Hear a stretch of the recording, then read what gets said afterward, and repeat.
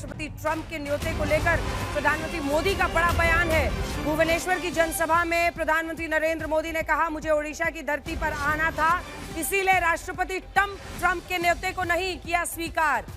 Canada के G7 सम्मेलन के दौरान फोन पर बातचीत हुई थी, जिसमें विदेश मंत्रालय की तरफ से विदेश सचिव विक्रम मिस्री साहब ने यह जानकारी दी थी कि ट्रंप के आग्रह पर 35 मिनट का कॉल हुआ। राष्ट्रपति ट्रंप और प्रधानमंत्री नरेंद्र मोदी की बातचीत हुई, जिसमें पीएम ने साफ कहा कि किसी की मध्यस्थता स्वीकार नहीं है, कोई ट्रेड डील नहीं की गई है। और इसी के साथ साथ जब अमेरिका ने न्योता दिया और ट्रंप साहब ने कहा कि आप कनाडा से भारत जाने के रास्ते में अमेरिका होते हुए जाइए, तो प्रधानमंत्री ने अपने आगे की व्यस्तता का हवाला देते हुए कहा कि ये अभी मुमकिन नहीं हो पाएगा। पीएम ने ओडिशा में कहा है कि मुझे ओडिशा जो आना था, इसीलिए अमेरिका नहीं गया।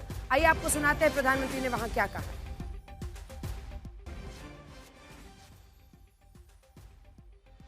मैं कनाडा में G7 समिट के लिए वहां था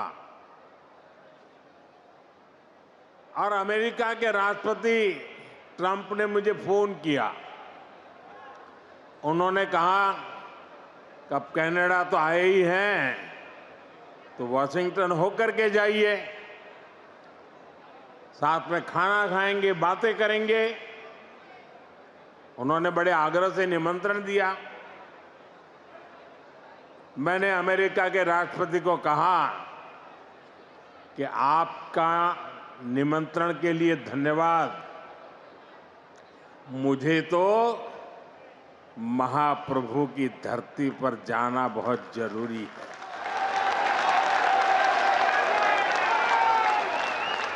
और इसलिए मैंने उनके निमंत्रण को नम्रतापूर्वक मना किया और आपका प्यार, महाप्रभु की भक्ति मुझे इस धरती पर खींच करके ले आई। तो आइए चर्चा की शुरुआत करते हैं। ईरान इजराइल के युद्ध का आज 8वां दिन है और दोनों देश एक दूसरे के खिलाफ मिसाइलों के साथ साथ बातों के गोले भी बरसा रहे हैं। प्रोपेगेंडा वॉर अलग चल रहा है।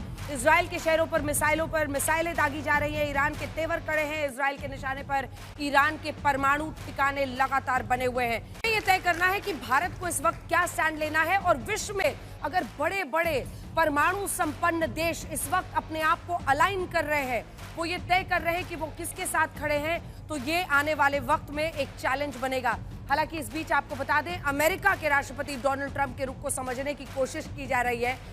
उनके आसपास के लोग भी हमेशा समझने की कोशिश करते हैं कि आज क्या बोल रहे हैं, कल क्या बोलेंगे, क्योंकि उन्होंने 2 हफ्ते में कोई फैसला लेने की बात अब टाल दी है। मतलब इससे पहले वो कह रहे थे direct consequences, instantly Iran surrender करे, लेकिन जब ये सब कुछ नहीं हुआ, रूस, चीन सबने खुलकर ईरान का साथ दे दिया। उसके बाद से अब उनकी बोली बदल गई है और कह रहे हैं कि 2 हफ्ते में कोई फैसला लेंगे। अभी मैंने इस पर कोई भी फैसला नहीं लिया है। तो क्या वो इजराइल से हाथ पीछा कर हटा रहे हैं?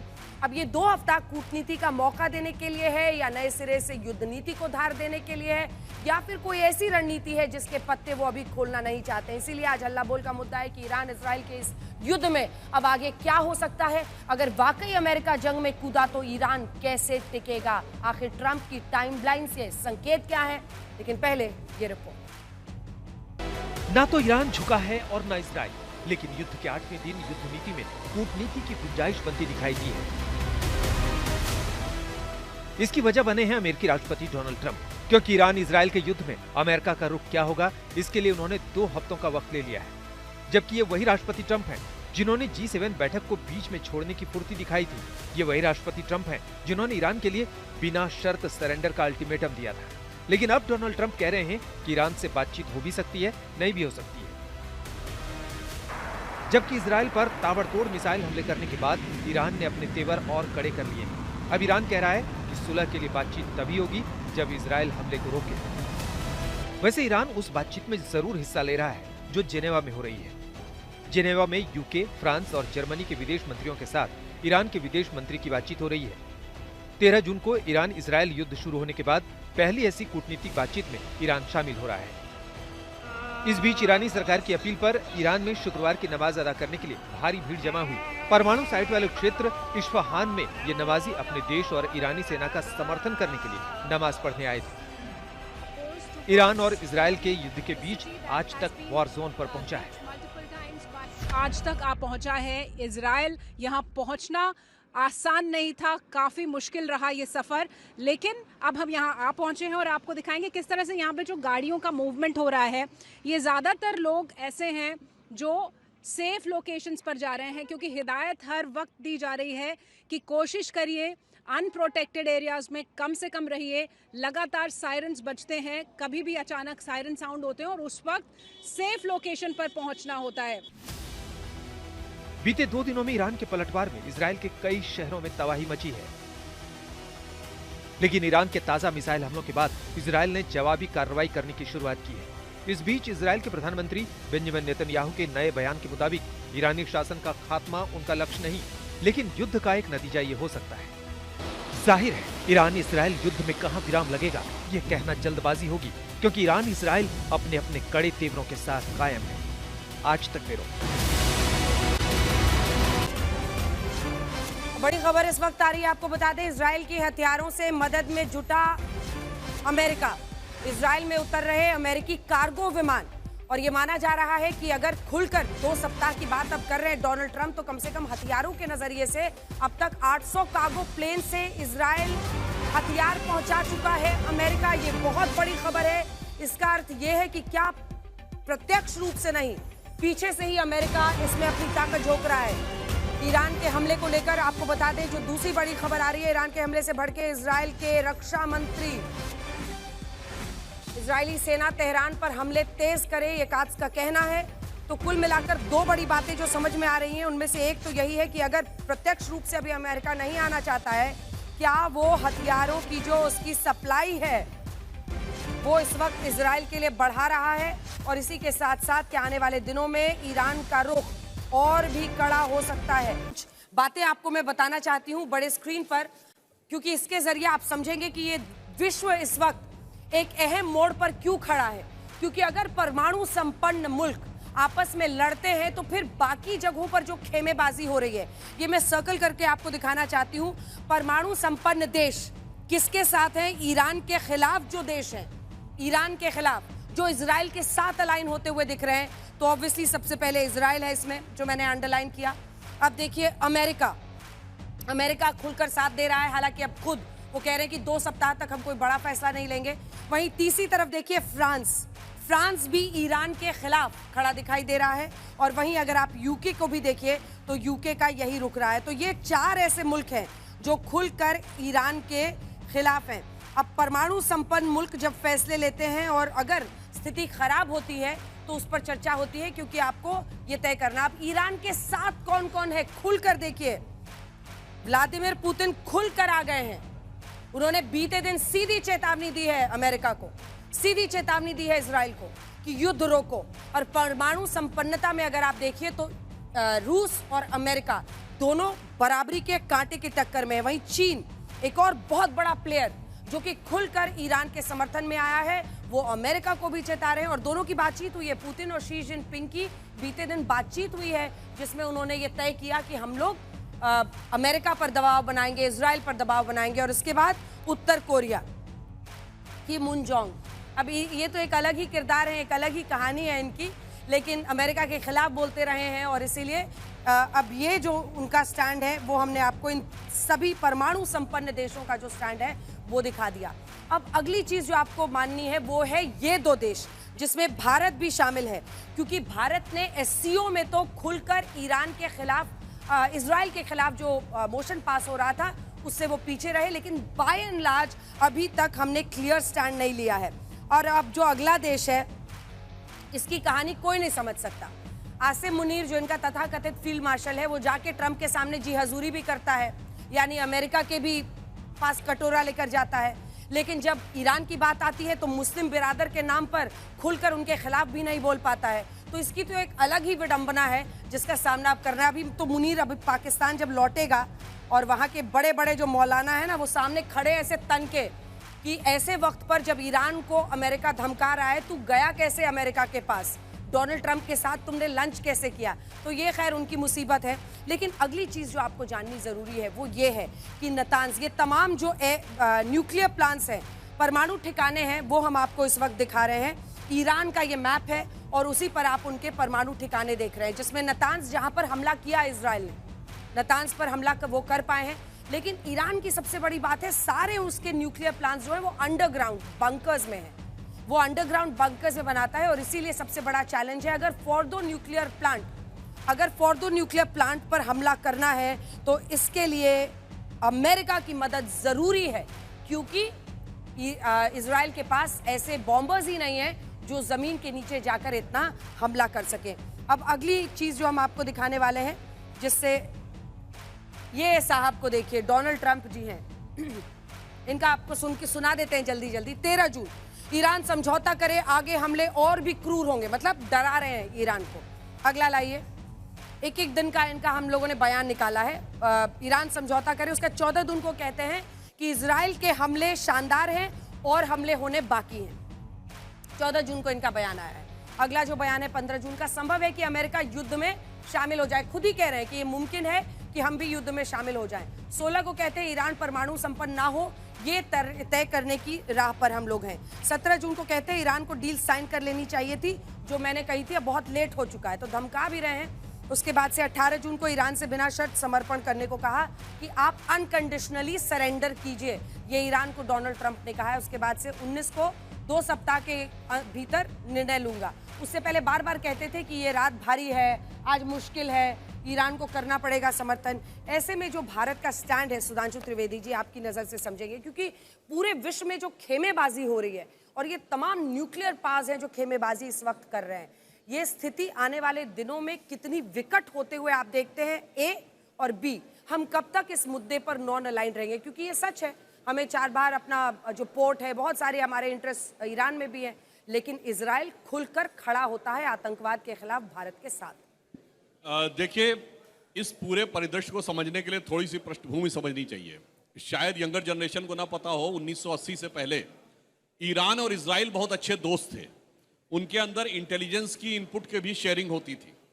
अयतुल्लाह खुमैनी के आने के बाद जब इस्लामी क्रांति हो गई ईरान में, उसके बाद स्थिति ये आ गई कि दुनिया के इतिहास में पहली बार घटना हुआ जब तेहरान में अमेरिकन एम्बेसी पे कब्जा करके बंधक बना लिया गया वहां के लोगों को, और उसके बाद दुश्मनी एक नए डायमेंशन पे चली गई।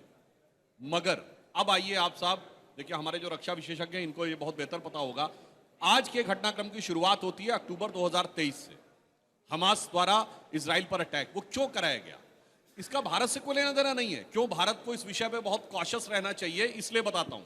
देखिए, जब भारत ने सऊदी अरब और यूएई के साथ Bharat middle east Europe economic corridor बनाने का निर्णय लिया, जिसका केंद्र रहेगा हाइफा का बंदरगाह इजराइल में, यूएई ने इजराइल को मान्यता दे दी, सऊदी अरब मान्यता देने वाला था।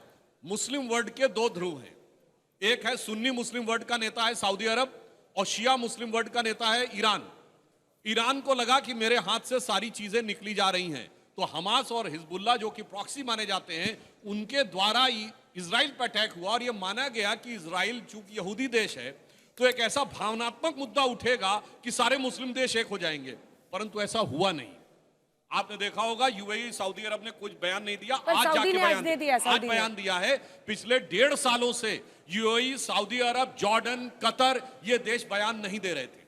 ये मुस्लिम कंट्रीज में वर्चस्व की लड़ाई है। वैसे एक और बात आपको एक इंटरेस्टिंग बता दूं, यहां एक और समस्या, ईरान शिया है, पाकिस्तान कट्टर सुन्नी है।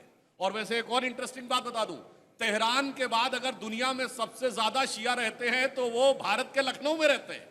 इसीलिए आपने देखा होगा ईरान का शाह जब जब आते हैं, कोई भी प्रेसिडेंट तो चाहे 6 घंटे के लिए सही, लखनऊ जरूर जाते हैं। भारत के लिए इस विषय की नजाकत इसलिए ज्यादा है कि अब जाके जब इजराइल ने ईरान पे इतना तगड़ा मोर्चा खोला है, तब मुस्लिम वर्ल्ड के अंदर थोड़ा रिएक्शन आना शुरू हुआ है। मगर ईरान से हमारे बहुत अच्छे संबंध भी रहे हैं। सैंक्शन लगने से पहले हमारा मेजर ऑयल वहां से आता था। चाबार पोर्ट जो है, जो ईरान का, वो हमारे लिए इसलिए इंपॉर्टेंट है कि जो पाकिस्तान का ग्वादर पोर्ट है, उसके आगे पर्शियन गल्फ की तरफ चाबार पोर्ट है, और चाबार पोर्ट पे हमारा उनके साथ इंटरेक्शन है। इसलिए आप समझ सकते हैं ये मुस्लिम वर्ल्ड के दो बड़े देशों के बीच में वर्चस्व की लड़ाई है। इसीलिए मोदी जी के नेतृत्व में भारत बड़ी सावधानी के साथ इस विषय को देखकर अपने कदम बढ़ा रहा है। और अब आप देख रहे हैं जिस ढंग से न्यूक्लियर पावर्स इसमें इन्वॉल्व होने लगी हैं, तो मुझे वो एक पुराने गीत की पंक्ति याद आती है जो आप सबने सुना होगा कि हम लाए हैं तूफान से कश्ती निकाल के, इस देश को रखना मेरे बच्चों संभाल के। उसमें एक लाइन थी, एटम बमों के जोर पे ऐठी है ये दुनिया, बारूद के एक ढेर पे बैठी है ये दुनिया, हर कदम उठाना जरा देखभाल के, हम लाए हैं तूफान से कश्ती निकाल के। तो मैं आज कम से कम देश से तो अलग और अपने विपक्षी दलों से कहना चाहूंगा, कम से कम अपने मुंह से हर एक शब्द निकालना बड़ा देखभाल के, क्योंकि हम तो चल रहे हैं बहुत संभाल के, मगर आप ऐसा ना हो। मैं इसलिए भी कह रहा हूं, हमास हिजबुल्लाह के बारे में हम क्यों बोल रहे थे? उस लड़ाई से हमारा कोई लेना देना नहीं था, हमारा कोई मामला नहीं था, इसलिए संभल के चलने की जरूरत है। और ऑन द लाइटर नोट मैं ये कहूं, आसिम मुनीर को बुलाकर जो लंच खिलाया, तो भैया उनको तो वो दांव दिया है अमेरिका ने कि वो समझ ही नहीं पाए। क्योंकि जो अमेरिका के प्रेसिडेंट के साथ लंच कर ले वो मुस्लिम वर्ल्ड में सबसे बड़ा विलेन हो जाता है। उनको करवा दिया तनखैया। अब सोचिए एक ऐसे मुल्क को जो खैराती लाल है, भिखारी लाल है, जो भीख मांग रहा है, उसको कोई भिखारी को लंच क्यों देता है? एक कहावत होती है कि नंगा नहाएगा क्या निचोड़ेगा क्या। अब कुछ नहीं है तो खून तो निचोड़ा जाएगा ना। ठीक है। इसलिए यहाँ पर भी मुझे एक लाइन याद आती है, आज लंच कर रहे थे, कल जाके भीख मांगेंगे सऊदी अरब, यूएई और कतर से। तो एक पुरानी सूफी नज़्म है, तो मुझे लगता है ये सूफियाना लंच उनको दिया गया है, जिसमें एक लाइन है कि गर ये हुआ तो क्या हुआ, गर वो हुआ तो क्या हुआ। आज आसिम मुनीर के ऊपर लागू होती है, गर नेमते खाता रहा दौलत के दस्तरख्वान पर, मेवे मिठाई दूध घी हलवा और तुलसी और शकर। और दूसरी तरफ, या लाज गठरी भीख की टुकड़े के ऊपर धर नजर, होकर फना फिरता रहा कूचा बकूचा दर बदर। अगर ये हुआ तो क्या हुआ, अगर वो हुआ तो क्या। ठीक है साहब, ईरान ने इजराइल पर दागी है कई बैलिस्टिक मिसाइल्स, और आप देख रहे हैं बीते दिन से ये युद्ध बहुत गंभीर होता चला जा रहा है। अगर वाकई बारूद के ढेर पर ये दुनिया इस वक्त है, तो भारत का जो अभी स्टैंड है कि हम किसी एक के साथ नहीं जा रहे खुलकर, आप इसका समर्थन करते हैं? सबसे बड़ी पार्टी हैं आप विपक्ष के, इस पर क्या कहेंगे? देखिए, निश्चित रूप से भारत को वेट एंड वॉच थोड़ा करना पड़ेगा, और तलवार की नोक पर जिस तरह से चलने का प्रयास होता है, उस तरह से हमको आने वाले दिनों के अंदर सारी चीजें नाप के माप के उस तरह से हमको इस युद्ध, जो ये युद्ध चल रहा है ईरान इजराइल का, इसके अंदर चलना पड़ेगा। और जो विदेश नीति होती है वो सिद्धांत आधारित होती है और वो राष्ट्रहित में होती है। तो मुझे लगता है मौजूदा सरकार संजीदगी से इसमें काम करेगी, राष्ट्रहित में जो कुछ होगा वो निर्णय लिया जाएगा। और उससे पहले मैं ये भी कहना चाहूंगा कि क्यों ना विपक्ष की सभी पार्टियों को लेकर के नरेंद्र मोदी जी, आदरणीय प्रधानमंत्री, इसके ऊपर चर्चा करें किस तरह से हमको आगे बढ़ना है। अगर आप विपक्षी पार्टियों को, अगर आप हठधर्मी छोड़ दोगे, अगर आप जिद्दबाजी छोड़ दोगे, सबको साथ में लेकर के अगर इस पे चर्चा करोगे, तो मेरे ख्याल से सार्थक चीजें निकलेंगी। लेकिन एक बात से मैं थोड़ा सा इनकार करना चाहूंगा, जो सुधांशु जी ने कही, जो आसिम मुनीर के लंच की बात यहां पर हुई। आसिम मुनीर को लंच मिला, आपने भीख दिया, ये सब बातें कह दी। ठीक है, हम भी मानते हैं कि भीख दिया, लेकिन हमारे देश के प्रधानमंत्री को जब वो 35 मिनट की बात करते हैं आदरणीय ट्रंप के साथ, तो अपनी बातें तो रजिस्टर करानी चाहिए थी। कई सारी चीजें, आईएमएफ लोन से लेकर के वर्ल्ड बैंक का लोन, उसके बाद में एडीबी बैंक का लोन, इस तरह से तमाम सारी चीजें। और फिर यूएस, जिसका आप आजकल बहुत यूएस से प्रेम करते हैं, हम भी करते हैं, ऐसी कोई बात नहीं, लेकिन वो यूएस हमारी स्टील पर टैरिफ लगाता है, हम चुप रहते हैं। वो यूएस जो है हमें आंखें दिखाता है, कहता है ब्रिक्स से थोड़ा सा दूर रहिएगा, मार्को रूबियो ने कहा था, हम उसमें कुछ नहीं कहते। तो ये कब तक चलेगा? आपकी विदेश नीति ऐसी हो गई है कि उसमें हमारे जो पड़ोसी मुल्क हैं, वो चाहे मालदीव्स है, चाहे श्रीलंका है, नेपाल है, बांग्लादेश है, ये तमाम सारे मुल्क हमारे से दूर होते जा रहे हैं। इनका झुकाव जो है वो चीन की तरफ होता जा रहा है। चीन तो हमारा दुश्मन है ही है। चीन तो हमें कहता है कि ब्रह्मपुत्र का मैं पानी आपका धीमा कर दूंगा। चीन तो ये भी कहता है कि भाई हम आपके गांव के सारे नाम बदल रहे हैं। आपके मेंबर पार्लियामेंट तापिर गांव ने कहा कि अरुणाचल प्रदेश में चीन हमारी जमीन के अंदर घुस गया है, जी लेकिन फिर भी आप उसके ऊपर चर्चा नहीं करते। गलवान के अंदर 20 हमारे सैनिक शहीद हो जाते, लेकिन प्रधानमंत्री कहते हैं कि ना कोई घुसा था ना कोई घुसा है। तो ये जो आपकी विदेश नीति है उस पर मेरा आक्षेप है कि देखिए आज रशिया भी $2.6 बिलियन का उन्होंने पाकिस्तान के साथ में स्टील इंडस्ट्री के लिए ट्रेड साइन किया। तो ये तमाम सारी चीजें कहीं ना कहीं भारत को पीछे छोड़ती जा रही है। हमारी विदेश नीति जो है वो कहीं ना कहीं चरमरा रही है, और जो भारत आप कहते थे कि मजबूत है वो मजबूर नजर आ रहा है। तो ये मजबूर भारत नहीं होना चाहिए। ठीक है, इस पर मैं जवाब आपसे लूंगी। एक बार जनरल कुलकर्णी जल्दी से माइक आप उठा लीजिए, क्योंकि आपस में जब बीजेपी कांग्रेस आते हैं तो आपस में डिशुम डिशुम शुरू होता है। लेकिन अगर वाकई मैं उस लाइन पर वापस जा रही हूँ, इस वक्त हम देख रहे हैं बड़े बड़े न्यूक्लियर संपन्न देश ये तय कर रहे हैं अपना अलाइनमेंट। भारत क्या करे? क्योंकि अगर परिस्थितियां यहाँ से खराब होती है, अगर वाकई फोर्डो न्यूक्लियर प्लांट पर अमेरिका इजराइल हमला कर देते हैं और एक ऐसी नौबत शुरू होती है जहां पर हम पूरे मिडिल ईस्ट में, क्योंकि उसके बाद ईरान जो अमेरिकी बेसिस है उस पर हमला करेगा, एक युद्ध की स्थिति बनती है, भारत को किस तरफ जाना चाहिए? धन्यवाद अंजना जी। सबसे पहले कि भारत की इजराइल से भी और ईरान से भी पारंपरिक एक संबंध है और वो संबंध रहने चाहिए, इसमें कोई शक नहीं। इजराइल हमेशा भारत के साथ खड़ा रहा है हर युद्ध में।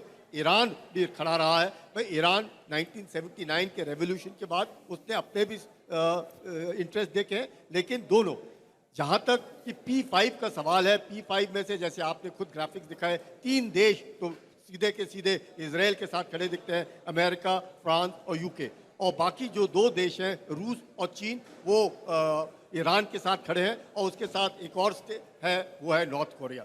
लेकिन इसके बावजूद भी अभी जो लड़ाई है वो ऐसे निर्णय पे पहुंची है कि क्या होगा आगे सबको लगता है। सवाल ये है कि इंटरसेप्टर्स अब इजराइल के पास कितने बच गए और मिसाइल्स जो है ईरान के पास कितनी बच गई। ईरान के पास तकरीबन 5000 मिसाइल्स थी जब युद्ध से शुरुआत होने से पहले।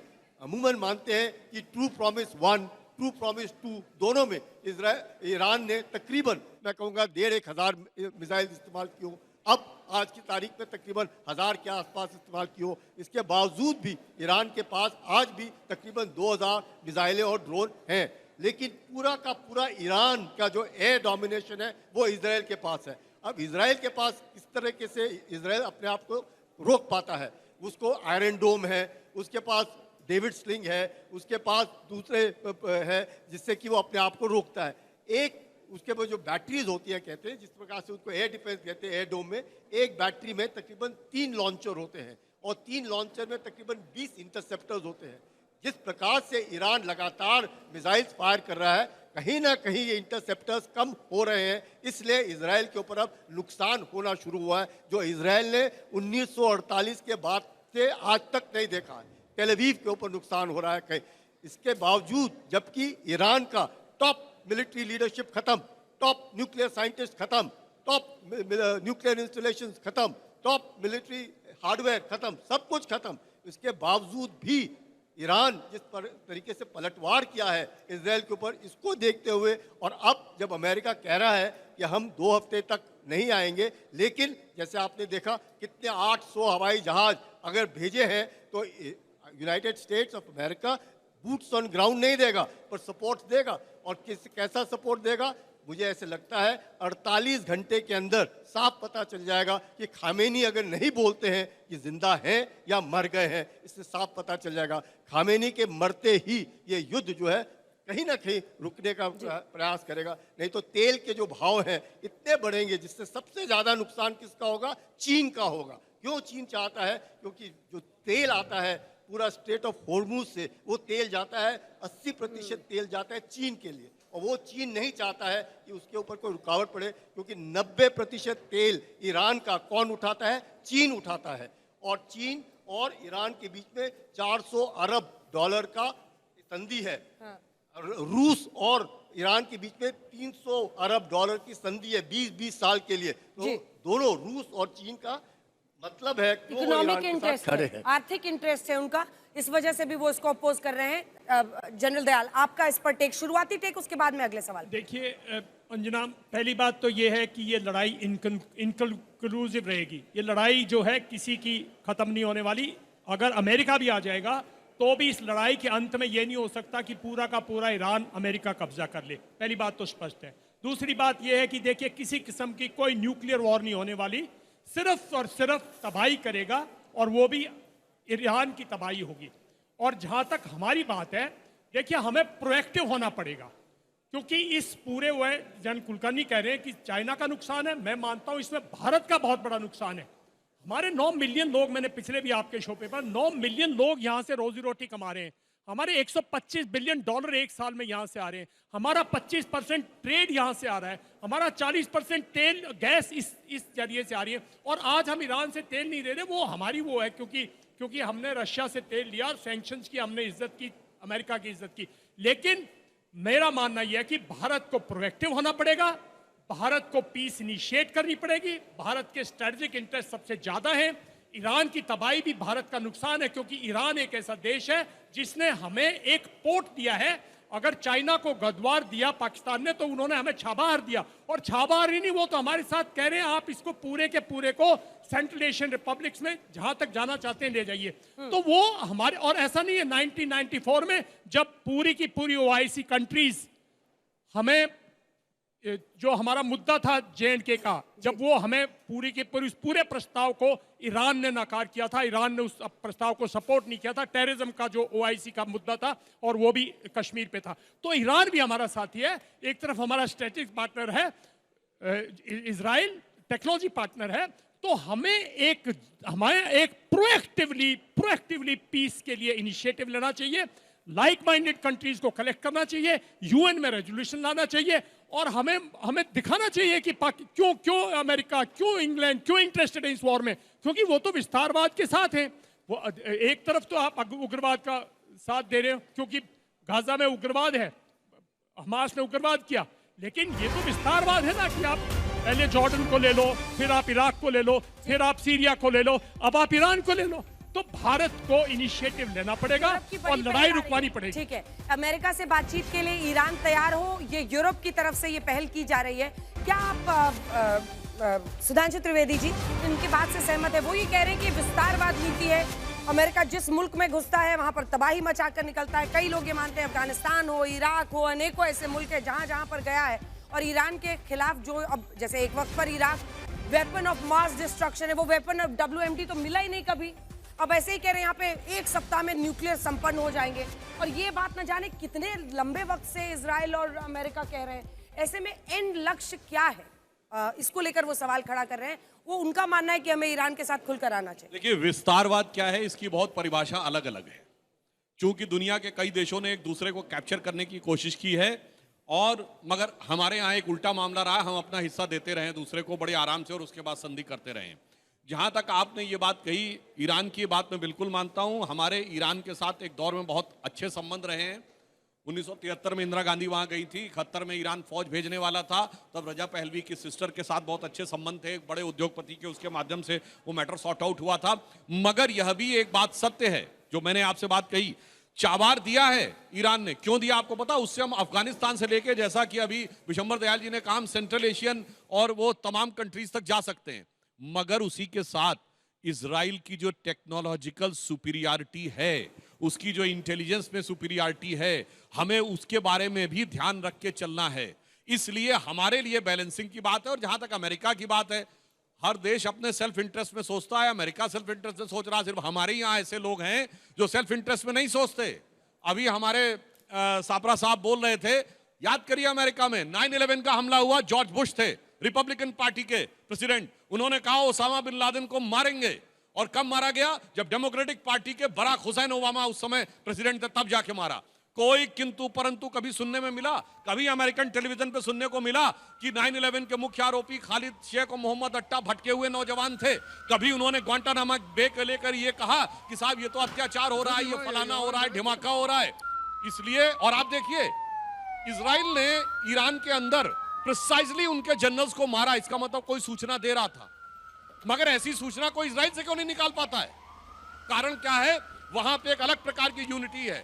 और जो एक लाइन और कह दूं, मैं 2000 में अमेरिका गया था, मेरे एक फ्रेंड ने बताया, और शायद आप दोनों लोगों को तो निश्चित रूप से पता होगा, वहां एक बिस्किट मिलता है, उसको कहते हैं साहब ये ज्यूइश बिस्कुट है। उसकी खासियत क्या थी?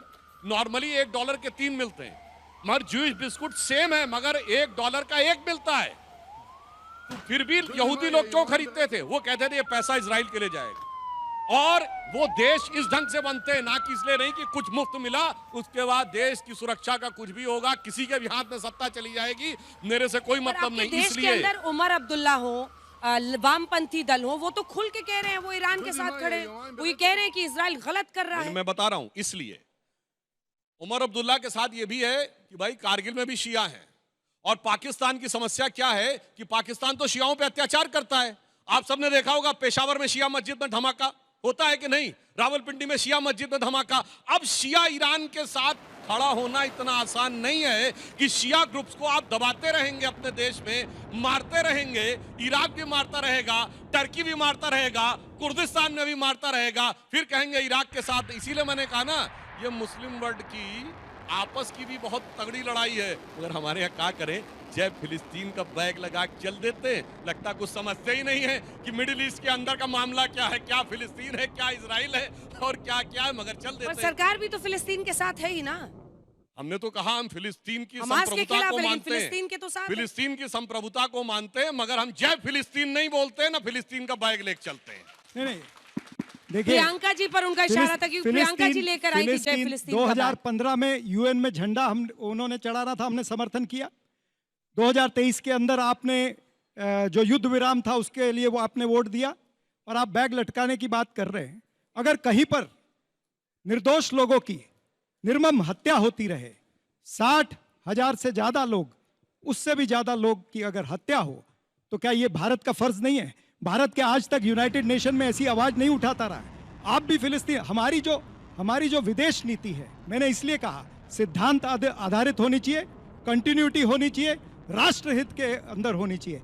आप यू टर्न लेते रहे हैं, इसीलिए आज आपके सारे पड़ोसी देश नाराज है, आज इसीलिए रशिया जो है वो बैलेंस कर रहा है आपको, ये तमाम सारी चीजें। और जो ट्रंप भी जिस तरह से बार बार भारत का अपमान या नरेंद्र मोदी जी का अपमान जिस तरह से हो रहा है, मैं नहीं समझता हूं कि ट्रंप के मन में भी कुछ ना कुछ कहीं ना कहीं है, इसलिए ये सारी चीजें हमको देखने पड़ रही हैं। फिर मैं बच्चों के जवाब लूं। देखिए, इन्होंने कहा कहीं भी हत्या हो रही हो, कहीं पर हिंसा हो रही हो, हमें निश्चित रूप से उसकी आलोचना करनी चाहिए। और कांग्रेस के दिल में इतना दर्द था कि सिर्फ फिलिस्तीन का बैग नहीं था, CWC में फिलिस्तीन के पक्ष में प्रस्ताव पारित था। फिलिस्तीन को लेकर राहुल गांधी, सोनिया गांधी का ट्वीट है, और सोनिया गांधी ने आर्टिकल्स लिखे। बिल्कुल था। मगर ये बताइए, बांग्लादेश में हिंदुओं के साथ हुआ था, कोई ट्वीट किया ना, कोई प्रस्ताव है ना, बिल्कुल किया, हमने उसका भी विरोध किया, हमने उसका भी विरोध किया। जो बांग्लादेश के अंदर जो हिंदुओं पर अत्याचार हुआ, कांग्रेस पार्टी ने उसका विरोध। बांग्लादेश में सुनिए, ट्रंप ने बोला कि हिंदुओं के साथ हत्या हो रही है, मगर इन्होंने हिंदू वर्ड तक बोलना उचित नहीं समझा।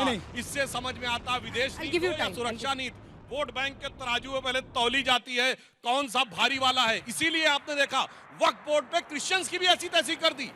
केरल में 400 एकड़ जमीन कब्जा कर ली, वो कह रहे हैं भाई मत करिए। अरे नहीं भाई, तुम तो हल्का वाला हो ना, तुम तो हो माइनॉरिटी, मगर वो हल्की वाली माइनॉरिटी हो, मेरे को भारी वाला वोट बैंक चाहिए। इसलिए वोट बैंक के तराजू से हटिए, राष्ट्रहित को देखिए। ठीक है, छोटा सा हमने बिल्कुल उस समय भी आवाज उठाई जब बांग्लादेश के अंदर हिंदुओं पर अत्याचार हुआ, कांग्रेस पार्टी ने उस पर आवाज उठाई। और मैं आपको इतना ही कहना चाहता हूं, विदेश नीति जो है वो आपके लिए फोटो ऑप है। ये भी कहना चाहता हूं कि हैशटैग और हैंडशेक से ये नहीं चलेगा, जब भी पप्पी से नहीं चलेगा। आपको ईमानदारी से विपक्ष के साथ बैठिए, विपक्ष के साथ बैठ करके आप चर्चा करिए। ये विश्व के अंदर जो होने जा रहा है, जो हो रहा है, ये बहुत संगीन मामला है, आपको हमारा साथ लगेगा। ठीक है, जनरल दयाल छोटा सा बोलना चाहते हैं। मुनीर पे बोलना चाहता हूं, बहुत मिसनोम। देखिए, मुनीर साहब को इसलिए बुलाया है कि अगर चाइना की टेक्नोलॉजी, चाइना का कुछ भी अगर पाकिस्तान के अंदर से निकालना है अमेरिका को, तो पाकिस्तान के थ्रू निकालेगा ना, हमारे थ्रू थोड़ी निकल सकता है। तो मुनीर साहब को एक। दूसरा, अगर किसी के बेसिस इस्तेमाल करेंगे अमेरिका, तो पाकिस्तान के करेगा, हमारे थोड़ी करेगा। पाकिस्तान ही एक ऐसा मुल्क है पूरे एरिया में जो अमेरिका जब भी चाहे उसके बेसिस यूज किए, उसकी इंटेलिजेंस यूज की, उसके लोग इस्तेमाल किए। मेरा एक क्वेश्चन है इस पर एक क्वेश्चन है कि फिर पाकिस्तान का ये जो मुस्लिम कंट्रीज है उसमें क्या हाल होगा? उसकी कोई स्टैंडिंग नहीं है। कब थी उसकी स्टैंडिंग? एक सिर्फ स्टैंडिंग ये थी कि सऊदी अरेबिया विलेन बन जाएगा, सऊदी अरेबिया बन जाएगा खुलकर। देखिए, एक खबर आ रही है सर, ईरान के सुप्रीम लीडर खमेनेई ने फिर धमकी दी है। ईरान के सुप्रीम लीडर ने कहा है कि इजराइल को मिल रही है सजा। इजराइल को उसके हमले की सजा मिल रही है, ये खामेनी साहब ने कहा। बट लेकिन उसके बाद तो ओपन विलेन बन जाएगा ना वो, अगर वो अमेरिका को बेसिस दे देता है। कंट्रीज के लिए विलेन है, क्योंकि आप टर्की की जो मजबूरी है उसको नहीं समझ पा रहे। टर्की जो कर रहा है वो एक डिफरेंट रीजन से कर रहा है, और जो सऊदी अरेबिया ने किया था, क्योंकि वहां पे अटैक हुआ था टेररिस्ट का मक्का पे, तो उस टाइम पे उनके पास फोर्सेस नहीं थी, उन्होंने ब्रिगेड बुला ली। लेकिन अब ये प्योरली यही घात लगा सकता है चाइना के। हमारे पास वो इनपुट नहीं है चाइना के बारे में जो मुनीर साहब दे सकते हैं। 50% अमेरिका में पढ़ते हैं इनके ऑफिसर्स, पाकिस्तान डबल एजेंट बन गया क्या अमेरिका चाइना का? में 50% इक्विपमेंट अमेरिका अरे से, सर इधर 50% देखिए, चाइना क्या मुनीर डबल एजेंट बन गया है अमेरिका के लिए? बने, ये पब्लिकली मैं बोल रहा हूँ बनेगा, मैं ये पब्लिकली बोल रहा हूँ कि ये काम करेगा। ईरान के खिलाफ, चीन के खिलाफ ये जा तो के चाइना साहब, खबर चाइना के एम्बेसडर को मैसेज दे रहा हूँ यहाँ से कि भाई ये तो घातक है, तुम्हारे खिलाफ भी घात लगाएगा। एक लाइन में साहब बोल रहा हूँ मैं, विशंबर दयाल जी ने बहुत गहरी बात कही है। साहब बोलता हूँ। There is an American proverb, there can never be a free lunch. If there is a free lunch, there has to be poison in it. वैसे ऑन द लाइटर नोट कहूँ, अभी बकरीद गुजरी है, बकरे को हलाल करने से पहले खिलाया पिलाया जाता है ना, तो कहाँ पे हलाल होगा वो विशंबर दयाल जी ने बता दिया। मेरा सवाल सुरानू सर से है। सर आपने बोला कि इंडिया कोई स्टांस नहीं ले सकता, बिल्कुल सही, we can not take an aggressive step. But sir अभी जो सिचुएशन देखिए, एक तरफ है रशिया, एक तरफ है इजराइल, वो दो ऐसे कंट्रीज हैं जो इंडिया को ओपनली सपोर्ट करते हैं, ऑपरेशंस में हो या कश्मीर के इशू या पाकिस्तान में इशू हो। क्या सर ये हो सकता है कि इंडिया की जो भी न्यूट्रल स्टैंस है, कहीं ना कहीं फ्यूचर में अगर इंडिया के ऊपर फिर से कोई वर्ल्ड इशू आ जाए, वर्ल्ड अटेंशन आ जाए, कहीं ना कहीं ये दो कंट्रीज अपने अभी के एक्शन को कंसिडर करके बाद में वो भी न्यूट्रल स्टैंस ले सकती है? मेरा क्वेश्चन सुधांशु सर से है कि सर आप बार बार हिंदू मुस्लिम ये एजेंडा लाकर हम देश हित की बात क्यों ना करें, क्यों ना हम अपने देश के लिए दोनों देशों से संबंध अच्छे करें ताकि आने वाले फ्यूचर में वो हमारा साथ दे। मैंने तो हिंदू मुस्लिम ने, मैंने मुस्लिम वर्ड का कहा, ये मुस्लिम वर्ड की लड़ाई है शिया सुन्नी की। मेरा सवाल जनरल सर से, जैसा आपने बोला कि अगर ईरान जंग में हारता है तो उससे इंडिया पे असर पड़ेगा, लेकिन क्या इजराइल के जंग में हारने से इंडिया पे कोई असर नहीं पड़ेगा? देखिए, इजराइल हमारा टेक्नोलॉजी पार्टनर है, उसमें कोई शक की बात नहीं, लेकिन इजराइल नहीं हार रहा। अनस्टेबिलिटी इस एरिया में आई है जहां हमारा नुकसान है। इजराइल और हमास लड़ रहे थे, हम तो इजराइल कह रहे थे मारो हमास को। छोटे छोटे जवाब। सुधांशु सर, मेरा आपसे सवाल है सर, क्या भारत की विदेश नीति इंसानियत से ज्यादा रणनीति और हथियारों पर आधारित हो गई है? क्योंकि जब दुनिया युद्ध में झुलस रही है तब हमारे सामने बेगुनाहों की जान जा रही है, हम चुपचाप देख रहे हैं, हम बुद्ध को मानने वाले लोग हैं, फिर भी हम इस पर कोई पहल नहीं कर रहे कि युद्ध को रोका जाए। से एक दो सवाल लेते हैं, एक साथ जवाब दीजिएगा। हमारा सवाल सुधांशु सर से, हम अपने आप को विश्व गुरु मानते हैं, लेकिन तब भी हम ईरान और जो युद्ध में हम लोग एक स्टैंड नहीं ले पाते, और यही बात कि हमारे प्रधानमंत्री एक फोन कॉल पे युद्ध रुका सकते हैं, तो इसमें क्यों नहीं स्टैंड ले पाते? देखिए भैया, मैम कांग्रेस आज हर चीज़ पे इंटरनल पॉलिटिक्स करती है, स्पेशली की फॉरेन पॉलिसी पे, जबकि ट्रंप का मुद्दा हर बार उठा के उसको हवा बना देती है। तो क्या ये सिर्फ इसीलिए करते हैं कि आज के यूथ हम लोगों को भ्रमित करने के लिए, कंफ्यूज करने के लिए, जबकि आज साफ तौर से इंडियन यूथ का स्टैंड सिर्फ राष्ट्रवादी पॉलिटिक्स के साथ है? ठीक है, समय इतने की इजाजत देता है आपके साथ। उन्होंने जो सवाल किया था मैं बताना चाहता हूँ भैया, गांव में एक और बड़ी खबर आ रही है सर, एक सेकंड, ईरान इजराइल जंग को लेकर एक और खबर आ रही है। ईरान के मिलिट्री बेसिस को कर रहे हैं टारगेट। आईडीएफ ने फिर से नया ऑफेंसिव लॉन्च कर दिया है और Israeli defence post central western इलाके के बेसिस पर, अब जो आर्मी बेसिस हैं ईरान के, उस पर सीधा हमला कर रही है। ये एस्केलेशन का एक बहुत बड़ा साइन है जनरल कुलकर्णी, ऐसा लग रहा है कि वो सिर्फ 2 लाइन का जल्दी से कमेंट। इस पे कोई शक नहीं कि मतलब हथियार अमेरिका का पहुंच गया, प्रत्यक्ष रूप से इजराइल ही लड़ेगा, इजराइल हमला करेगा, तेहरान बर्बाद होगा, लेकिन ईरान भी पलटवार करेगा, तेल अवीव को भी नुकसान होगा। लेकिन आज की तारीख में क्योंकि टोटल एयर डोमिनेशन जो है वो इजराइल का है, इसलिए नुकसान ईरान का ज्यादा होगा। बच्चों ने पूछा है। देखिए, उन्होंने जो बात कही बिल्कुल आप गंभीरता समझिए। गांव का पंच हो या आपके परिवार में कोई पंच हो, पंच मतलब जो पंचायत करे, वो तभी होता है जब दोनों उसकी बात माने। एक साइड ले लेगा तो पंच नहीं रहेगा। इसलिए जो आपने कहा, प्रधानमंत्री जी ने कहा विश्व मित्र या विश्व गुरु, तो वो साइड लेने से नहीं होता। और हमें क्या लाभ होता है, एग्जांपल बता रहा हूं। S-400 हमको रशिया ने दिया, इसके बावजूद अमेरिका ने प्रतिबंध नहीं लगाया। We are the only country in the world जिसको S-400 मिला और प्रतिबंध नहीं लगाया। और रशिया ने S-400 दिया जबकि हम क्वाड के मेंबर हैं। और इतना ही नहीं, S-400 के बावजूद प्रीडेटर ड्रोन हमको अमेरिका ने दिया। अगर सारे देशों के साथ, एक जमाने में नेहरू जी के टाइम में पॉलिसी थी नॉन अलाइन, आज हमारी पॉलिसी है ऑल अलाइन, सबको साथ में लेके चलो, सब हमारे साथ अलाइन होना चाहते हैं। ऑल अलाइन है, लेकिन हमारे पड़ोसी मुल्क जो है वो हमारे से दूर जा रहे हैं, वो चीन की तरफ में झुकते जा रहे हैं। अब वो बच्ची ने पूछा था, उन्होंने कहा था कि भाई आप विपक्ष जो है वो ट्रंप के मुद्दे को लेकर के क्यों बार बार खड़ा धूल झोंक रहा है वो, कह नहीं, धूल नहीं झोंक रहे, हम इसलिए कह रहे हैं क्योंकि राष्ट्रवाद जो है वो सबसे प्रथम होना चाहिए, सबसे बड़ा होना चाहिए। ट्रंप अगर 15 बार ये कहे कि उसने युद्ध विराम कराया है, ट्रंप अगर ये कहे कि मैंने ट्रेड की धमकी दे करके कहा है, और हमारे प्रधानमंत्री वो तो खुलेआम सामने बोल रहा है ना, हमारे प्रधानमंत्री प्रॉक्सी क्यों यूज कर रहे हैं, विक्रम मिश्री को क्यों यूज कर रहे हैं, बोले ना 56 इसका सीना कहते हैं। प्रॉक्सी है सर, वो हमारे तो विदेश फिर- सचिव है। नहीं, जो भी सचिव होने दो सचिव, लेकिन वो सामने राष्ट्रपति अमेरिका सीधे बोल रहा है, तो हमारे प्रधानमंत्री को भी सीधा उत्तर देना चाहिए। देखिए, मैंने कहा था कि हमारे स्ट्रेटेजिक इंटरेस्ट हैं, तो तभी मैंने ये बोला कि भारत को चुप नहीं रहना चाहिए, इनिशिएटिव, पीस इनिशिएटिव लेना चाहिए। भारत एक ऐसा मुल्क है जिसको आज पीस, क्योंकि हम ही कह रहे हैं ये युद्ध लड़ाई का नहीं है, we should take massive peace initiative. मुझे काटना पड़ेगा। हम बाहर से लड़ लेंगे, अंदर वाले एक रहें, क्योंकि एक लाइन में कहना चाहता हूं, हम कभी नहीं हारे हैं दुश्मन के छल छंदों से, हम तो सदा ही हारे हैं अपने घर के जयचंदों से। देखते रहिए आज तक, बहुत धन्यवाद, देखते रहिए आज तक।